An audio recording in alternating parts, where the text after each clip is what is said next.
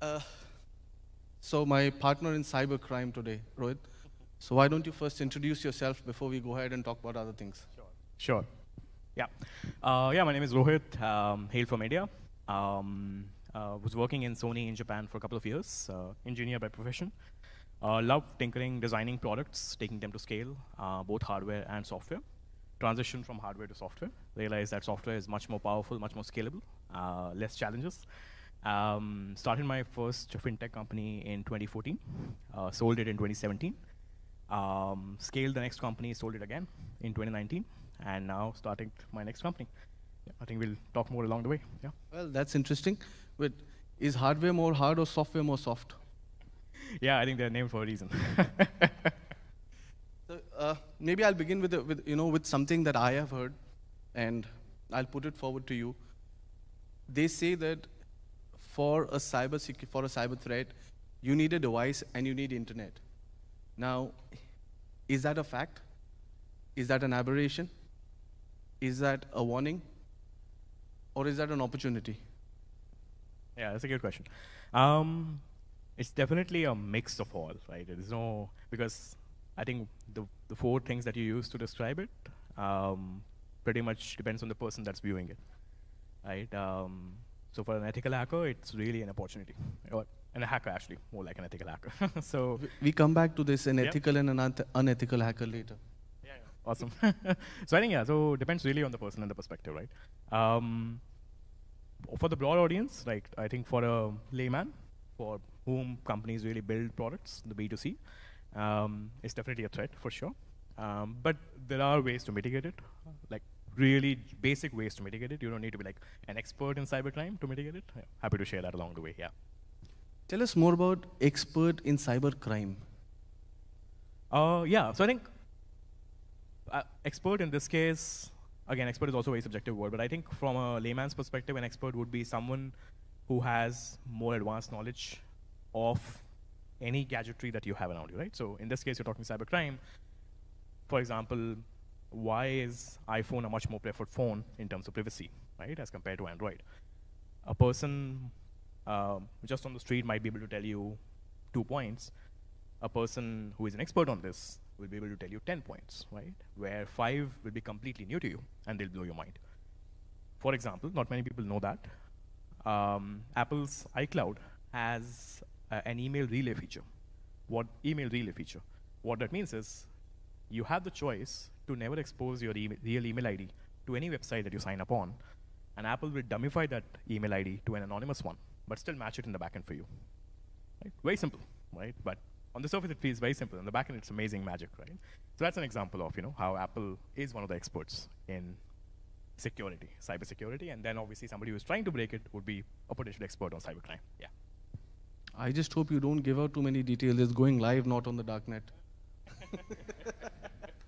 Those people are already aware of it. They're much more advanced than us. Let's take a step back. Tell me the real origin of money. Yeah.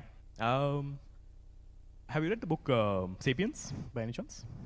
No, okay. You should read it. I think it's an amazing one. In fact, for the audience who has not read it, one of the best books that I have read on the origin of mankind. And there's a chapter in that dedicated to the origin of money. I think the real reason why money really came along, actually, let me take a step back further and think of it as how money came to be defined as money, right? Anything that you can put common trust on, right? Like you think a paper has value, the United States dollar or the Indian rupee or whatever, it starts having value the moment you believe in that, right? And the government is the first one, of course, to make that happen. That is all there is, right? If you look at it, right, the paper has value because you think it has value, right? And that's why inflation deflations happen, right? So, and you're, of course, a tax lawyer, so I don't need to explain that to you. But that is really how money came along. Like that whole notion of, placing value, a common consensus value on a particular coin or token is what led, to the origin of money. Before money, of course, we all know it was the whole, trade system, which was a very big hassle for people. But yeah, post that, once you assign a common value, then you're able to like print denominations of it, and make it simple. So it's like a numerical convenience for people now with a common consensus taken that yes, this thing will have value from now on. That's really how money came in. origins are, of course, much in the BCs, but we don't need to go into history of that. But yes, that is really, I would say, a very small, brief, origin of money in this case. Yeah. So, Rohit, taking a cue from here, we now know the origin of money. Now it has geographical boundaries. Do you think we are moving somewhere again to a common currency? The world may just move to a common currency? Yeah, it's very hard. Again, the reason currencies exist is purely due to borders, right? For that, you literally need to eliminate borders and then get the world together, right? Which is not happening as we know right now, unfortunately. So I think that's a very, very hard thing to do. And the main challenge is not so much that there are so many countries, because most of the countries anyways believe in the supremacy of few top currencies. The real challenge is getting them all to align with different incentives, right? Different countries really have different incentives right now, right? You look at China, it's a whole different story altogether going on there. US, of course, has its own. So that's the challenge, right? How do you get these incentives to align? Very, very hard problem to solve for. Money makes the world go round. What does crime do? Yeah, it really unravels it in this case. Yeah, I think this dark web, which you were alluding to earlier, right? A lot of people are not aware of it, obviously. I think most people here would be. But yeah, when I found out for the first time, like my mind was blown.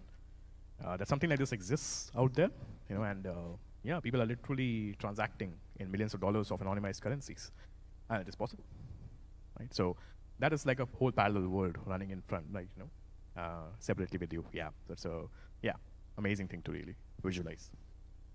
Just take us through the journey. In our childhood, we were told, moment you're going to a cyber cafe, there's a cyber threat. Now, wherever we are, there is a cyber threat. What has changed? What has happened now? I think we have gone more towards security.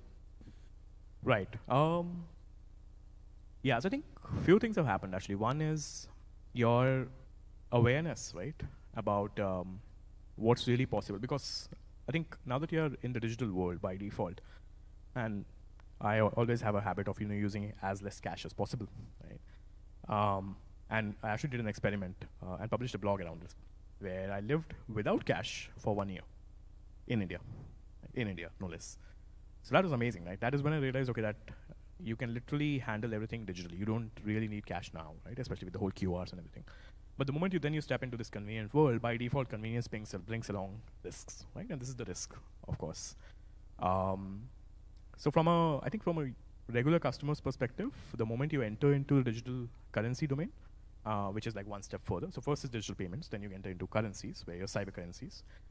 Then the risks increase even more, because you're not even able to assign an ownership, right? Or say a unique aspect to each token.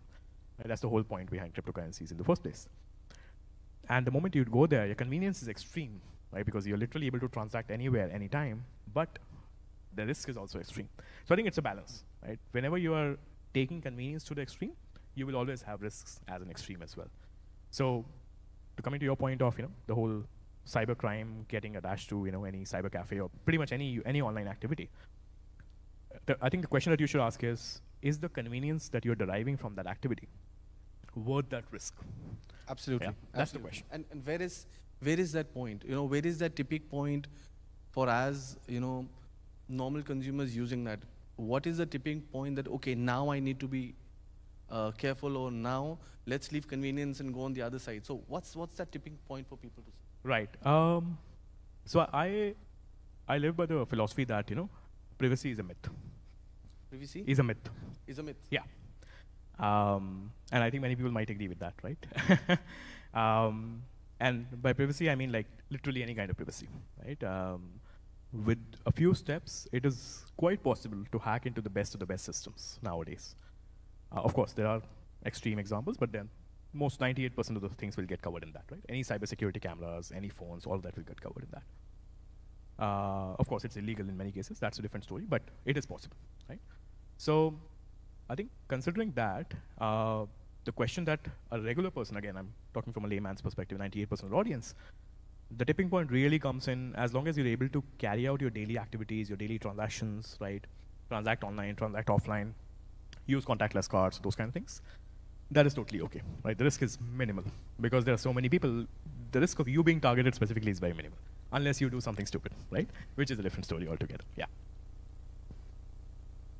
We went ahead from an OTP now to a double security system. The world is moving towards fintech. Where is cybersecurity moving? Is it moving in the same trajectory? Is it moving at a higher pace and a higher trajectory so that I reach before fintech comes in?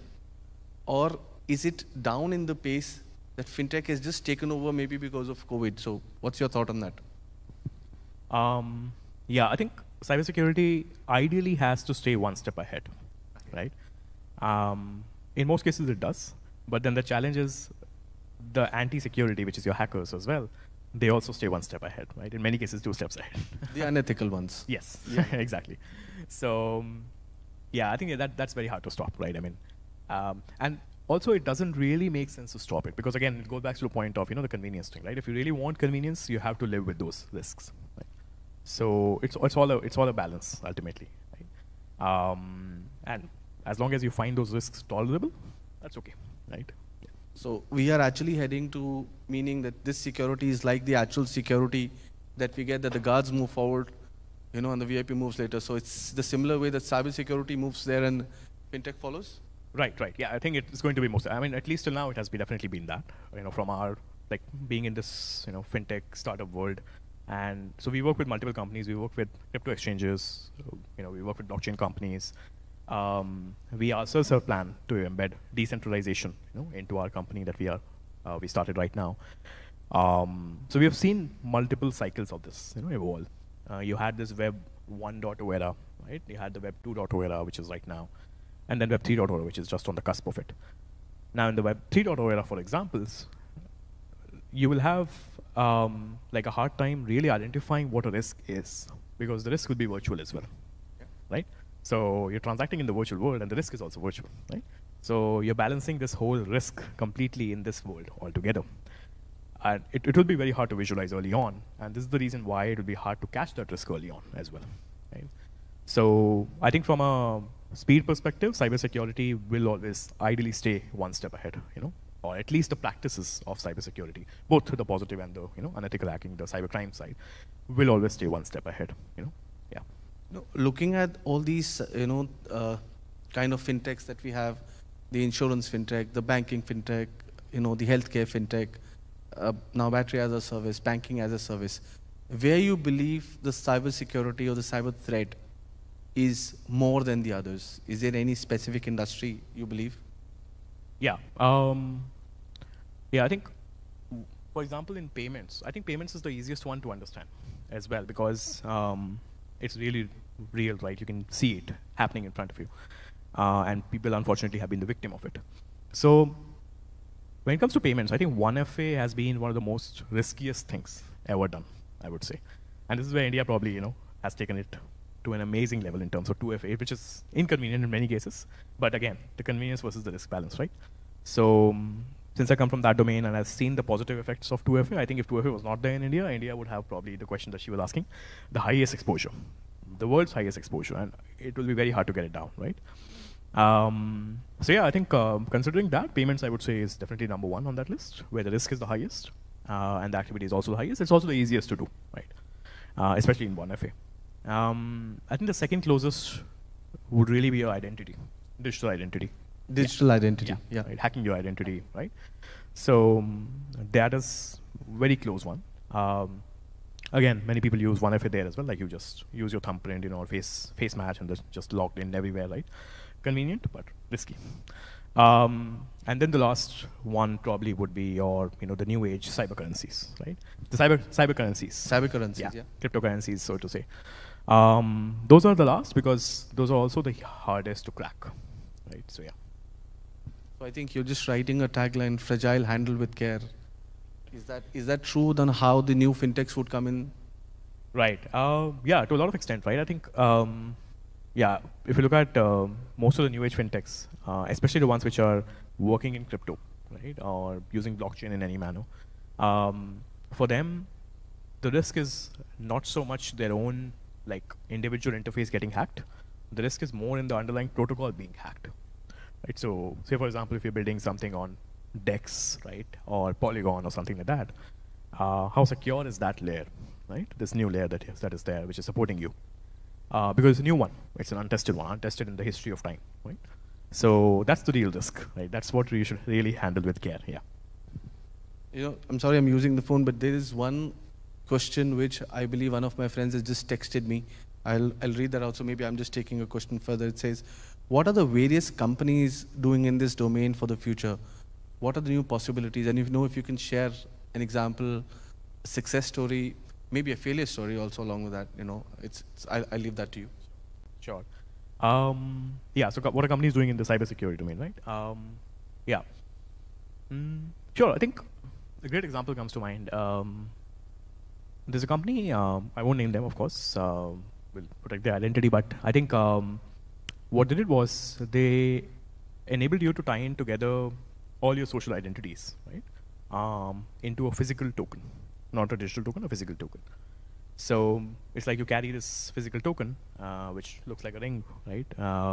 That was the first version, and then there was a second version, which was a watch. And then you could use this physical token to authenticate yourselves for your digital identity across any website, or even say, in a mall or parking lot or somewhere, right? Now, you can imagine the convenience that comes with it, right? It's an amazingly convenient thing. It literally feels like magic. I'm carrying all my identities on my watch. I don't need to do anything. I don't need to remember my passwords. I don't need to do, any single step. But then you imagine the risks, which is amazing as well in this case, right? Because anybody takes this physical token and he has it, right? So this was probably a blunder, or maybe more like ahead of time. Now this is the second thing which comes with, like timing. It's very, very hard to predict that. Like nobody can predict timing. In fact, most people will be surprised to believe the thing that breaks or makes a company is timing. Like that's the number one factor. Everything else comes secondary. Team, capital, location, everything else. Timing is something, and there are multiple examples of that. We can go into in detail, but yeah, that's one example which really comes to mind of, a company on the cutting edge, from a cybersecurity compliance point of view, but ahead of time and made a blunder, so to say, yeah. You want to spill some beans, any new threat coming in, or any new security which is coming in to tackle a particular kind of a threat that because it moves ahead of time. So maybe you want to spill some beans for the people here and tell them about something new that's coming up? Right. Yeah, sure. I think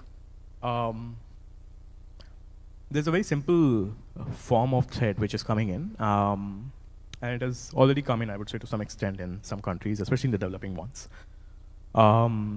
What these guys try to do is, say, for example, I'm not sure if you've used a QR payment somewhere, but if you use a QR payment, you have to enter, in many cases, a 2FA, right? Or enter a PIN or something. And then your payment goes through. So the other person is literally sending you a QR for receiving money, right? Never is a QR used for receiving money for yourself. Like you would not really scan a QR to receive money, right? It will always be to send something because you are initiating the action. It's such a fundamental, basic aspect, but because, again, nobody teaches cybersecurity in school, in colleges, in many colleges, so it becomes hard for people to grasp that. And it's such a fundamental thing that people just exploit this, of people who are like, from people who are like, not so well off and not really well read. And what they try to do is they send you a QR in the pretext that you are receiving money, right? And they say, okay, you scan this, you'll receive money, but what happens is really the other way around because, again, nobody sends QR for receiving money, yeah. This is something which is common, and I've seen, the reason I mention this is because even though it's very basic, is because it's in the percentage and the pace at which this scam is increasing is amazing, like whole exponentially. I've never seen, such a basic thing take off, right? Across the world, not just, few countries, yeah. With the clock ticking away, maybe one last question to you. How do they keep the name of these, cyber threats that come in? Is it, we know how the names of the hurricanes are kept. But how these names, I love the name ransomware. The question and the answer both are in there. So it's actually kept that way, that ransomware, so where? It's already there. So how do they come up with these, unique names? Yeah, I mean, I don't keep them, so hard for me to comment on that. Yeah, I think probably just like something easy to remember, like some. That's a new startup. A very small market. But how about, new generation looking into these, because as you mentioned, there are no courses. So where do you hire people from, and what kind of skill sets and things you look for that? Right, you right. look for their mind of being a hacker and make them ethical, or how do you do that? No, that's a great way to start. And people do that, right? I think most people who get into the cybercriminal side is because, I mean, of course, they might have their own personal origin and history, which is a different thing altogether. But from a professional standpoint, is because they really don't get that level of opportunity on the ethical side, right? But I think that has changed, right, dramatically over the last few years, which is great, obviously, for the ecosystem. So that is the best bet. If you can convince somebody to, go from the bad side to the good side with the right incentives, sure. Most of them will do it, right, with the people with a good heart. The second best would be to really train someone extensively, right, over the next 6 months to 12 months. It's a hard, long path, but if somebody has a knack for it, it's not really hard to grasp. At least, again, the top 98, 99% of the things, right? Last mile is something which will be like invincible, again, because as I said, the hackers on the other side will always be 2 steps ahead of you. That's okay. As long as you can catch 99% of them, that should be fine. I think the typical question of software remains the last mile connectivity. Yeah.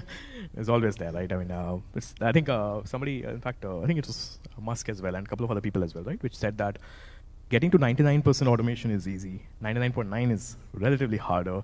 I think getting to the last 99.999 is literally or virtually impossible, at least as of now. It's really hard. Great, thanks. Rachel, I'm left with 4 minutes. I think I'll leave it to the audience for the last 4 minutes. And if they don't, then I'll ask you more questions from my side. Let's see here. You guys are doing a great job. Give them a round of applause, please. They're doing great. Lots of fun stuff to talk about. Questions. We have a few minutes. Oh, we go to the doctor in the front row. Thank you for your session. It's been very informative.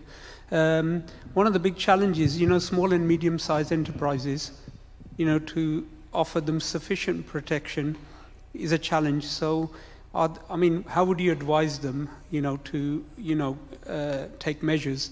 Is it education? Is it, sometimes a lot of the time, that goes a long way. So please, what tips would you give to a small to medium-sized enterprises from a cybersecurity point of view?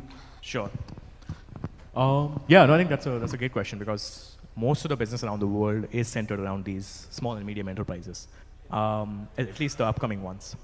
I think the easiest one is really to adopt tools where you're able to backtest it, right? So what I really mean by that is you have a logical reason of using that tool. For example, you're generating an invoice using a CRM or a ERP. Is that if that CRM or ERP is asking you for your list of contacts, right, or your list of all email IDs, do you really need to give that, right? Can you do without it? So that's a back test, right? Just think one step back. If they're asking you for your Bluetooth, information, just turn on your Bluetooth on the phone, turn on your location as well. Why do you need to do that, right? It's just an invoice. So there are these very basic questions you can ask, and make sure you safeguard, like from a SME perspective, yourself from hackers. That is the easiest way to do it, right? You just make sure that you are built around, like the walled garden is intact.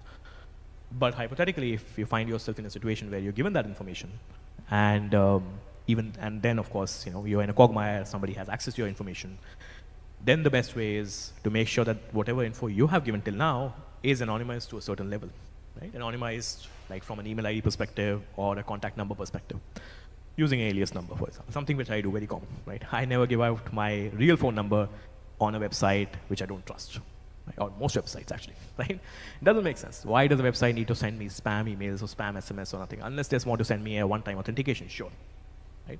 So basic steps, but again, most SMEs don't do it. Most of them are innocent. They just try to, believe everybody is good, but not really the case, yeah. So 2 phones, 2 email IDs, 2 accounts, hack the hackers. Is that the mantra? Yeah, right. Yeah, that's really it, right? I mean, you have to, this was actually that whole story, right? How do you really confuse a scammer, right? Fintech moves cybersecurity 1 step ahead, hacker 2 step ahead. We have to move 3 steps ahead. We have to move is that, or even if we are behind, we'll be able to catch up. Yeah, I mean, then I think then it will be very hard to catch up, right? I think that's like the level of knowledge that these guys really, that's the bread and butter. I think of it from their perspective, right? That's not really our bread and butter, so yeah. Great, okay, we got one more question. Is it sounds on, microphone? Audio guys? How are we doing? There we go, I think we got you. All right, did you guys know there's a hacker every 39 seconds? Rachel, we are left with exactly 39 seconds. That's the time we got left for your question.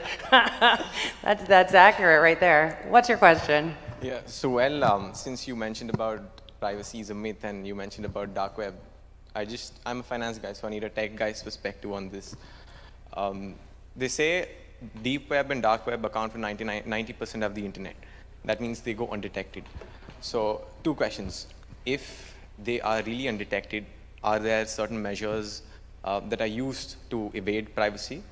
If yes, can those be applied for a common man's life? If no, how are they evading or not being detected? That's my question. So the first question was, are they evading the, so I didn't get the first one.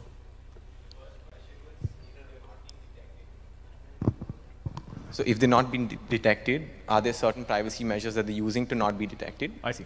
Yeah. Sure. Yeah.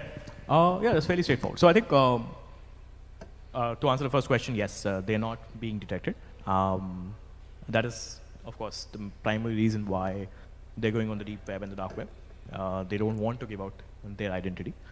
And this is also one of the places where people confuse, the risks of blockchain and cybercurrency, cryptocurrency with deep web, dark web.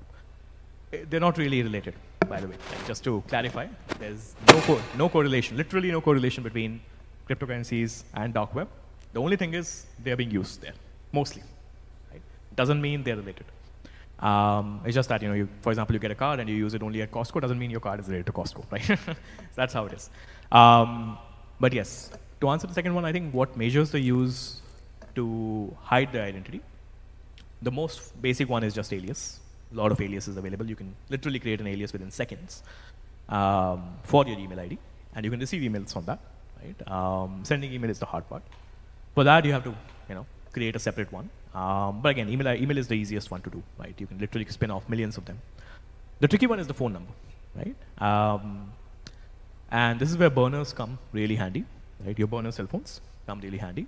Burner SIMs come really handy. Or I think an easier way is to use a virtual number, right, on, say, something like Skype, right, or a VoIP service. That's what I would say most of them do, right? But then there are really sophisticated ones which do something which even I won't be aware of, or probably somebody else can comment if they are. But yeah, these are 3 easy ones, easy ways, people bypass the identity on, say, the deep web or the dark web. Yeah. Fantastic, Rohit. Thank Just you, one more Nitin. question. Really good. Thank you. We don't have time for another question. I'm sorry, but you did really something good. You knew you wanted to have some questions, so you stopped your talking and you gave some time. So I appreciate that. That's clever. So anyone speakers coming up, that's a strategy. If you want some questions, give yourself a little extra time. The clock's working today. We'll be able to evaluate that. I don't want to rush anybody, and we do have a lot of other speakers and panelists coming up. Excellent information. Thank you guys on cybersecurity.